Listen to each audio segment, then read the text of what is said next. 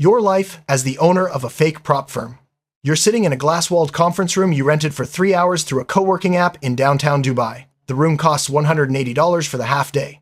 The Bloomberg terminal on the desk behind you is a screenshot set as a desktop wallpaper. You've angled the camera so the skyline fills the background, and the Burj Khalifa sits just over your left shoulder like a silent endorsement. You're filming your second piece of content today.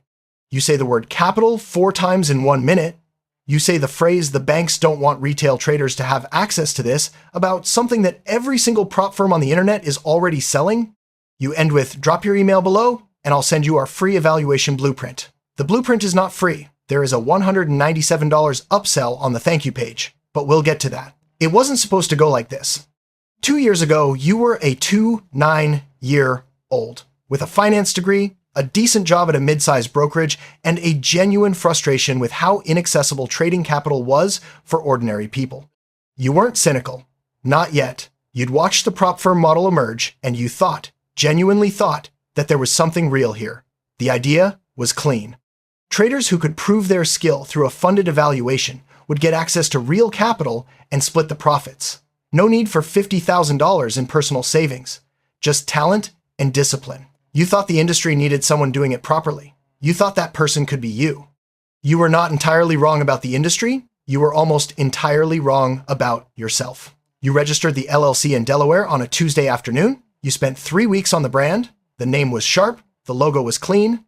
The website cost $4,000 and looked like it belonged to a company that had been operating for a decade. You wrote the copy yourself, and you were good at it because you understood what the person on the other side of the screen needed to feel. They needed to feel like they had been found.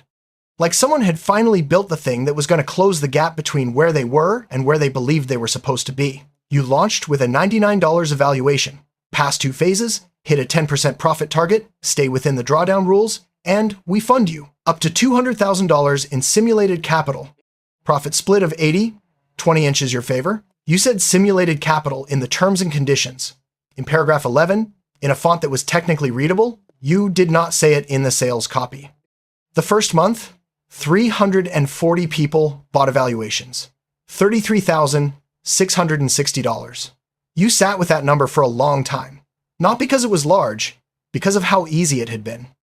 Because nobody had asked the question you were most afraid of, which was, where exactly does the funded capital come from? The answer was that it didn't come from anywhere. There was no capital, there was no fund. There was a dashboard your developer had built for $2,200 that showed traders their simulated balance growing in a paper trading environment connected to live price feeds. It looked real. It was engineered to look real. When a trader asked why their withdrawals were processed slowly, your support team, which was one person named Marcus who worked remotely from the Philippines for $800 a month, told them it was due to payment processor verification delays. Some of those delays lasted until the trader failed their evaluation and the question went away on its own. You told yourself the model was standard. You told yourself everyone in the space operated this way. You had done enough research to know that this was partially true, and you used that partial truth the way you used everything, carefully and only in the direction that was useful to you. The scaling plan came next, past your funded phase, and we scale you to $400,000, then $1 million. The scaling plan was a marketing device. No trader had ever been scaled. 3 traders had passed the funded phase in the first 4 months. 2 of them had submitted withdrawal requests. You had paid one of them $1,840 because his account was new and the amount was small and you needed a screenshot for your testimonials page. The other withdrawal request, $6,200 from a trader in Lagos named Emmanuel, had been in review for 11 weeks. Marcus had sent Emmanuel 4 emails explaining that large withdrawals required additional compliance documentation. Emmanuel had submitted the documentation 3 times. Emmanuel sent you a direct message on Instagram. He was polite. He said he understood that businesses had processes. He said he just wanted to understand the timeline. He said he had been trading for 6 years and that passing your evaluation had been one of the proudest moments of his professional life. You did not reply to Emmanuel's message. You left it on red and you went back to editing a YouTube video about the 5 mindset shifts that separate funded traders from people who never make it. Emmanuel's withdrawal request was quietly marked as under extended review in the back-end system. There was no extended review process. Marcus had added that status label at your instruction because pending looked worse if anyone ever took a screenshot. You thought about Emmanuel for 2 days. You thought about him most in the evening, when the work stopped and the noise stopped with it. Then the comments started coming in on the YouTube video, and they were good comments, grateful comments. Comments from people who said they had been searching for something like this for years, and the Emmanuel thoughts got quieter. Not gone, just quieter. The affiliate program launched 6 months in. Pay your traders and your affiliate partners commissions to bring in new evaluations. The affiliate structure was where the model truly became efficient, because now other people were doing the selling and carrying the credibility, and all you had to do was keep the dashboard running and the support tickets slow. You recruited 12 trading educators with audiences between 10,000 and 200,000 followers. You gave them a 30% commission on every evaluation sold through their link. They called you a game changer. They called your firm one of the most trader-friendly prop firms in the industry. They had not asked to see your balance sheet. You had not offered to show it.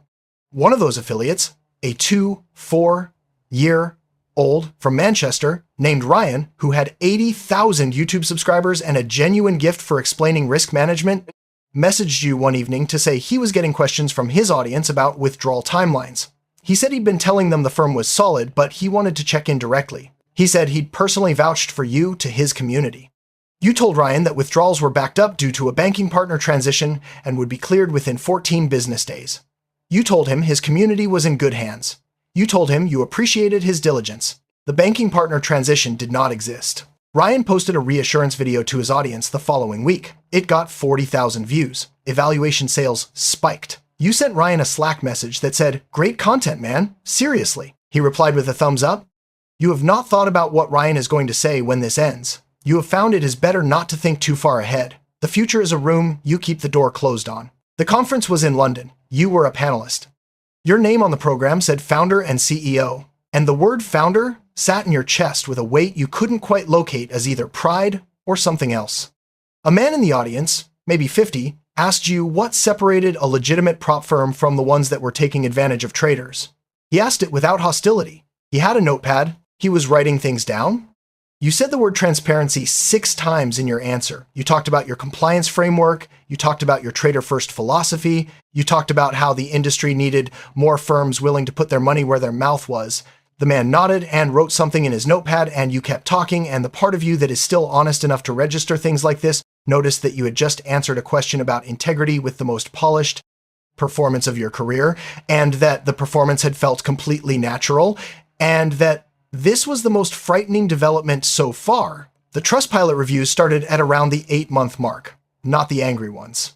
You had a system for the angry ones, a team member whose job was to flag them and respond with a formal-sounding message about escalating the concern to the compliance department. The ones you hadn't prepared for were the tired ones, the ones written in the flat tone of someone who has run out of a particular kind of energy. I passed my evaluation in January.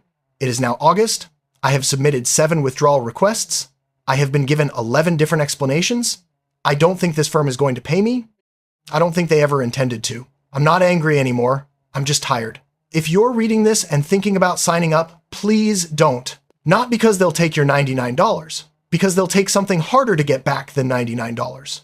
They'll take the 6 months you spent getting good enough to pass.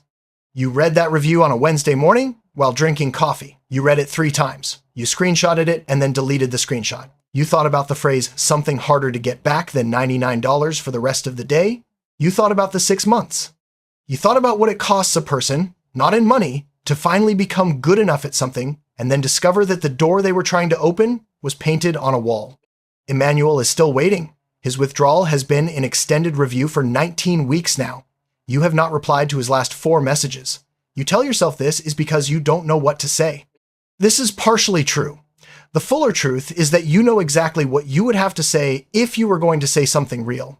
And you are not ready to say it, and you are not sure you will ever be ready, and so you stay busy and keep the door closed and keep filming. Your new challenge just launched. $49 entry, a 5-phase funded trader pathway, a leaderboard, a Discord server with 2,200 members, a weekly live session where you pull up charts and call setups with the composed authority of someone who genuinely knows. And sometimes, in those sessions, you are genuinely in it, genuinely reading the market the way you always loved reading it, and for 20 minutes it feels like the real thing underneath all the constructed things, the part that started this before the LLC, and the wallpaper Bloomberg terminal, and Emmanuel's unanswered messages. Pre-launch registrations for your next challenge are at 1,100. You open your laptop, you pull up the withdrawal queue. There are 34 requests sitting in there. The total value is $112,000. You look at the number for a moment, then you close the tab and open your content calendar instead. The Burj Khalifa show,